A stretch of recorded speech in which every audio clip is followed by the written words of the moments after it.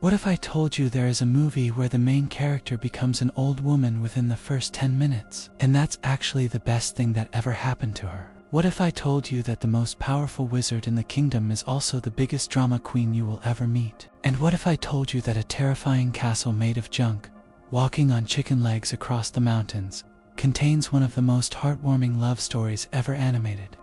This is Howl's Moving Castle, a film about war, vanity, love, and the absolutely unhinged idea that your heart can literally be given to a fire demon. Buckle up, friends. We're going on a journey. Hey everyone. Welcome back to the channel. And today we diving deep into one of Studio Ghibli's most visually stunning and emotionally complex films.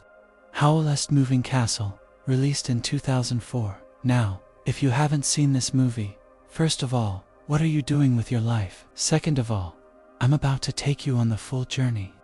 So consider this your sign to either watch along or experience this masterpiece through my incredibly enthusiastic storytelling. This film was directed by the legendary Hayao Miyazaki, based on a novel by British author Diana Wynne Jones. And let me tell you, Miyazaki took that source material and said, "This is great, but what if I added some anti-war themes, made it even more magical, and confused everyone about the timeline?"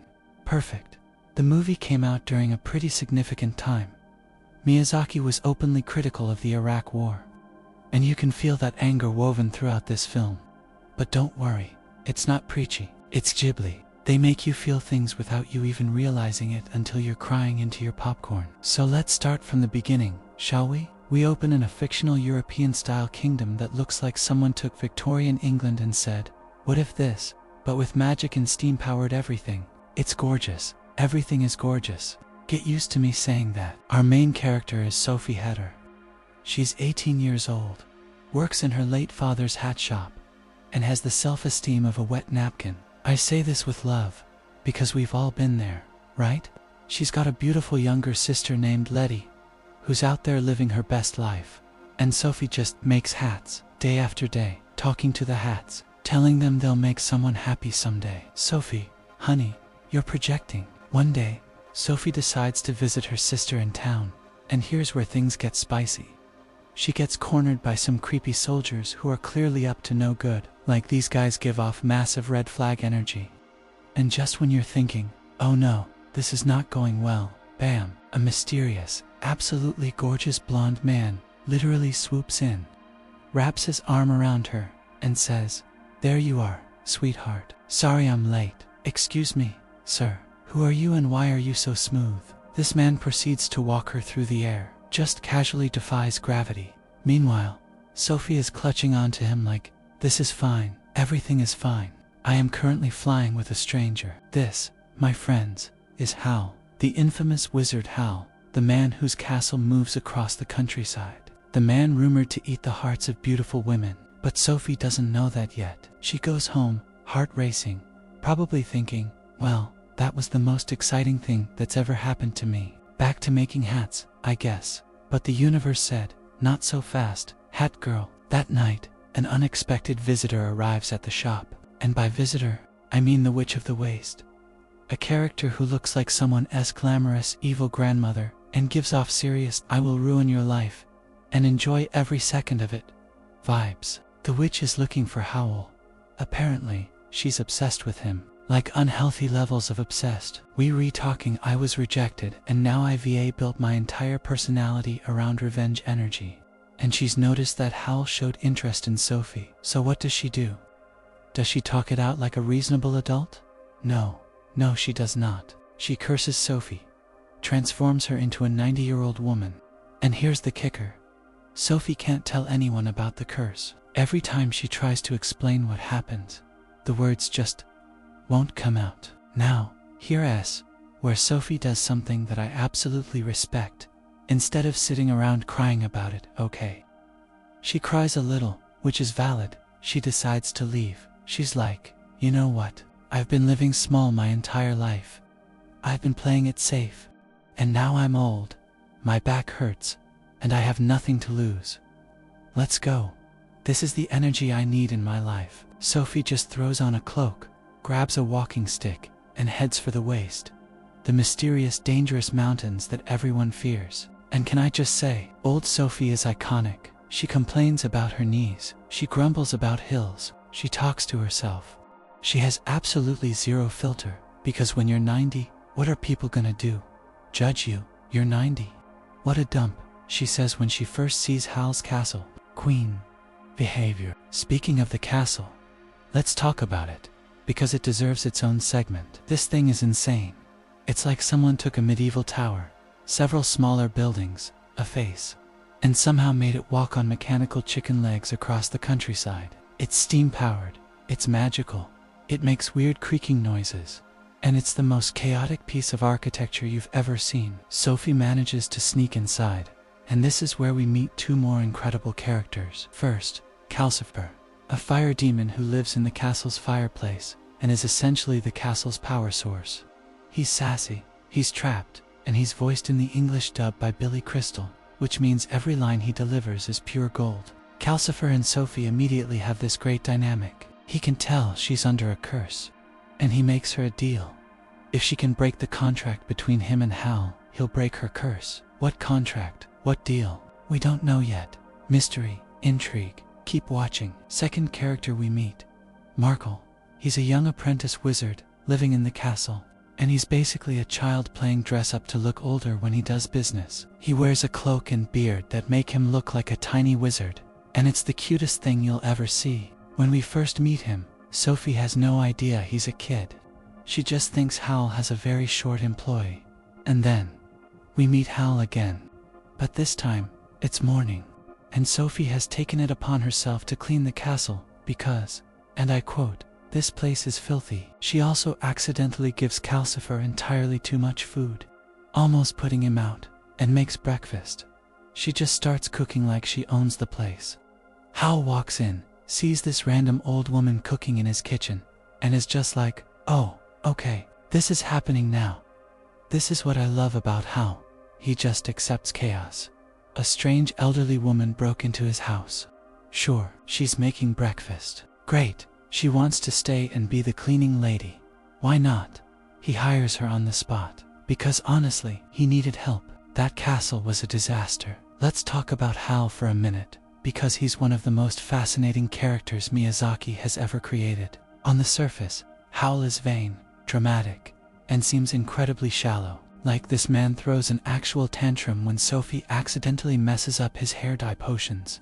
He summons dark spirits, turns into a green slime monster, and moans about how he's so ugly he might as well die. Sophie, who is literally cursed to be an old woman, looks at him and goes, "I've never been beautiful a day in my life." The energy, the audacity, I love her. But here's the thing about Howl. His vanity isn't just about looks. It's armor. It's a mask. Howl uses his appearance, his charm, and his dramatic personality to hide the fact that he's deeply, deeply afraid. He's avoiding the war. Both the king's side and the enemy's side want to use his powers for destruction, and Howl refuses. He transforms into a massive bird-like creature to interfere in battles, to save people, but every time he does, he loses a bit more of himself. He's becoming more monster than man. There's this incredible moment later in the film where Sophie sees Howl in his bird form, covered in blood and feathers, barely able to transform back, and she realizes he's not a coward. He's not running from the war. He's fighting it in his own way, but it's destroying him. Miyazaki's anti-war message is right there. War takes the most beautiful, most magical parts of us and turns them into something monstrous. Howl represents everyone who gets consumed by violence, even when they're trying to do good. But Sophie starts to change him, not by giving him lectures or ultimatums, just by being there, by caring, by cleaning his house and making him food and telling him he's being ridiculous when he is being ridiculous. This is the love story, folks. It's not grand romantic gestures. It's showing up. It's presence. It's Sophie telling Howl, "You're not going to lose yourself. I won't let you." Meanwhile, the war is escalating. Bombs are falling on cities. Wizards are being conscripted. The Witch of the Waste gets summoned by the head sorceress, Madame Suleiman, and here's where things get wild. Madame Suleiman is technically working for the king, but she's giving off major puppet master vibes. She drains the Witch of the Waste of her powers, and suddenly the glamorous villain we met earlier is reduced to a frail old woman. But here's the twist. Sophie feels bad for her, and Howl takes her in. They take the enemy into their home because that's who they are. That's who they choose to be. Madame Suleiman also tries to trap Howl and turn him into a weapon. Sophie confronts her, and in one of the movie's most powerful moments, Sophie's curse temporarily breaks because of her own inner strength. We see her young again, beautiful and fierce, defending Howl. But the curse returns when her confidence wavers, because the curse was never just magic.